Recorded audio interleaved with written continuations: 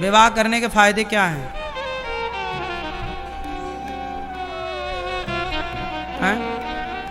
गृहस्थी, क्या फायदा है गृहस्थी का? परिवार बढ़ेगा। अच्छा, जनसंख्या बढ़ानी है बढ़िया, ठीक है। जनसंख्या ही नहीं रहेगी तो फिर कैसे सनातन रहेगा? ठीक कह रहे हैं, खूब जनसंख्या बढ़ाओ, 10-15 बच्चे तो हों कम से कम। क्यों? आपने विवाह किया, ये आपके बगल में, क्यों किया विवाह? क्यों करना चाहिए विवाह? क्या फायदे हैं विवाह के? विवाह क्यों करना चाहिए? क्या फायदे हैं? सुनो, विवाह करने के फायदे हम बता रहे हैं, सुनो। विवाह करने का फायदा ये है कि आप दोनों लोग पति पत्नी बैठकर आधी रात को भी और दिन को भी, कभी भी जब नींद खुल जाए, जब मन हो जाए, तब एक जन वक्ता बन जाओ और एक जन श्रोता बन जाओ, और दोनों बढ़िया बैठ के एक जन कथा सुनाए भगवान की, एक जन कथा सुने। विवाह नहीं होगा तो अकेले रहेगा, तो अकेला किसको सुनाए और किसको सुने? दो रहेंगे तो एक कथा सुनाए, एक कथा सुने, दोनों भगवान की चर्चा करो, दोनों बैठे बैठे। ये फायदा है कि दोनों भगवान का चिंतन ज्यादा कर सकते हैं। भगवान की सेवा दोनों मिलके करो। एक जन भगवान जी के कपड़े, एक जन भगवान जी के बर्तन धुल लो, तो एक जन पूजा की तैयारी कर लो। बड़े प्रेम से भगवान की सेवा में दोनों सम्मिलित हो जाओ, दोनों जन आरती उतारो, दोनों भगवान के लिए प्रसाद तैयार करो। अब होता क्या है कि आजकल पति पत्नी का मतलब अलग ही है कुछ। अब विवाह का मतलब, पहले देखो शंकर जी जब विवाह किए माता पार्वती से, तो शंकर जी जब पार्वती मैया से विवाह करके कैलाश आए, तो शंकर जी और पार्वती दोनों कथा सुना रहे हैं। पार्वती जी हाथ जोड़ के बोलो, हे भोलेनाथ कुछ सवाल करना है, करो। क्या? ये बताओ कि ये राम कौन है? राम के बारे में मैं जानना चाहती हूँ। तो माता पार्वती सवाल कर रही हैं और उस सवाल के उत्तर में पूरी राम कथा शंकर जी सुना रहे हैं। देखो, ये पति पत्नी, आप लोग पूजा करते हो शंकर जी की, लेकिन शंकर जी की पूजा बस करते हो, सीखते नहीं हो। शंकर जी गृहस्थ हैं। कैसे गृहस्थ हैं?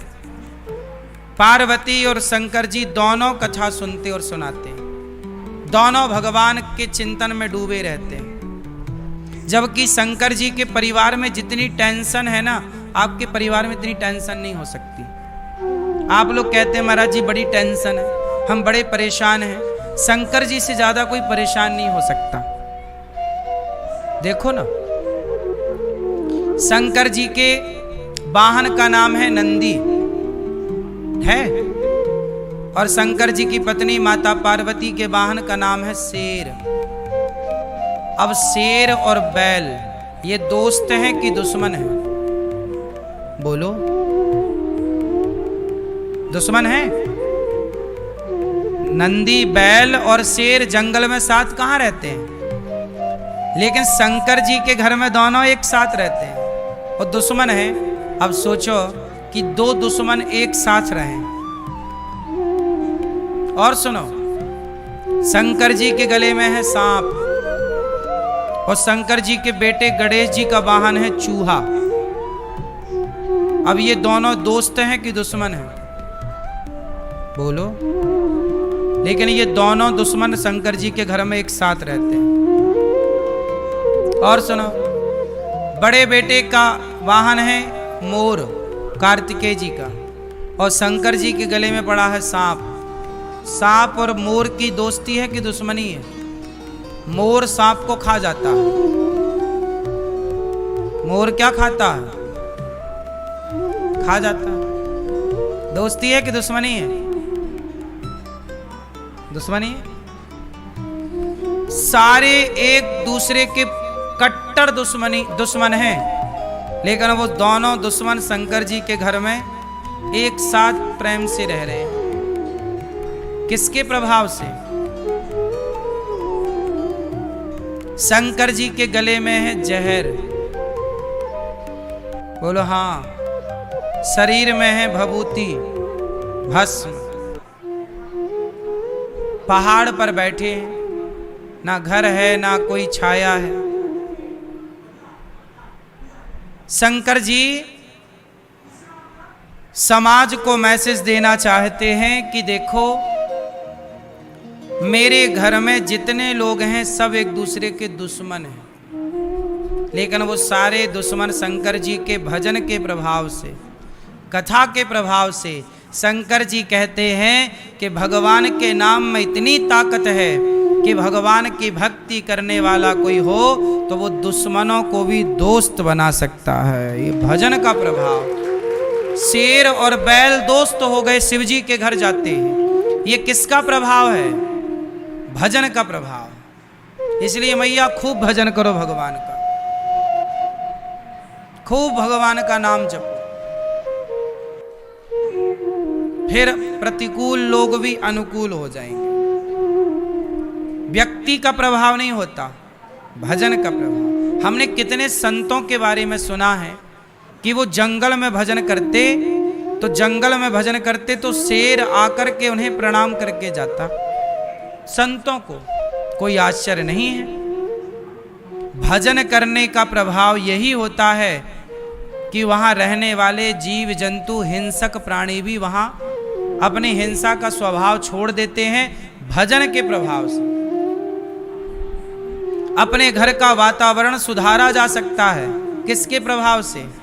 भक्ति के प्रभाव से। इसलिए कहता हूं थोड़ा भक्ति किया करो, थोड़ा भगवान का चिंतन किया करो। शंकर जी बहुत प्रेम से अपने परिवार को ठीक ठीक चलाते हैं। शंकर जी के मंदिर आप जाते हो, शिव पार्वती किस तरह से कथा सुनते हैं, किस तरह से भगवान के प्रेमी हैं।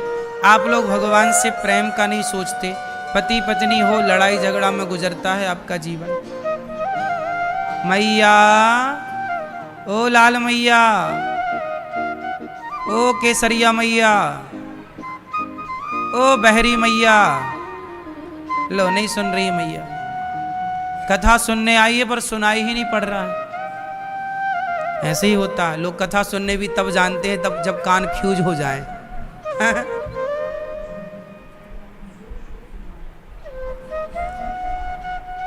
एक मैया आई, बोले गुरुजी गुरु मंत्र दे दो। हमने कहा लो। हमने बोला मैया बोलो श्रीमन नारायण, मंत्र दिया उन्हें।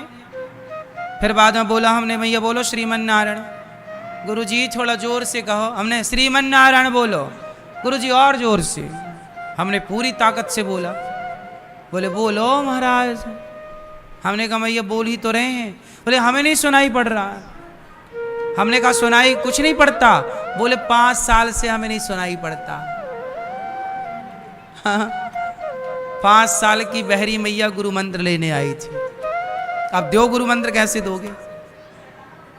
तो आदमी भगवान का नाम लेने तभी आता है जब बहरा बहरा हो जाता है।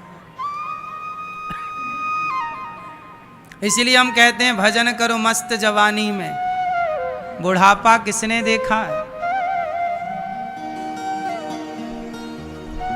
सारी जिंदगी जवानी आदमी भोगों में समर्पित करता है। परिवार, जवानी परिवार को देता है और बुढ़ापा भगवान को देता है।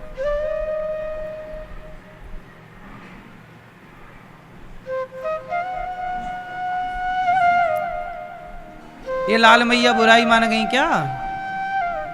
नहीं।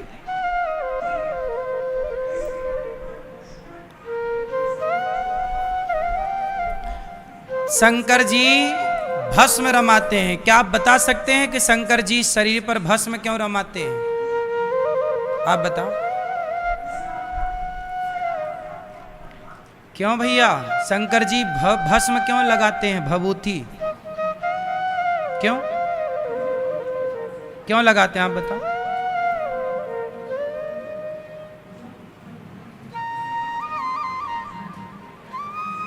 हाँ, शंकर जी भभूति इसलिए लगाते हैं कि दुनिया वालों देख लो, ज्यादा घमंड में ना रहो, एक दिन राख हो जाओगे। ये राख लग रही है शंकर जी पर, वो राख किसी मुर्दे की ही होती है। तो शंकर जी कहते हैं ज्यादा घमंड ना कर, तो भी एक दिन ऐसी राख बन जाएगा। तो तुम्हारा अभिमान मिटे, इसलिए शंकर जी भभूति रमाते हैं।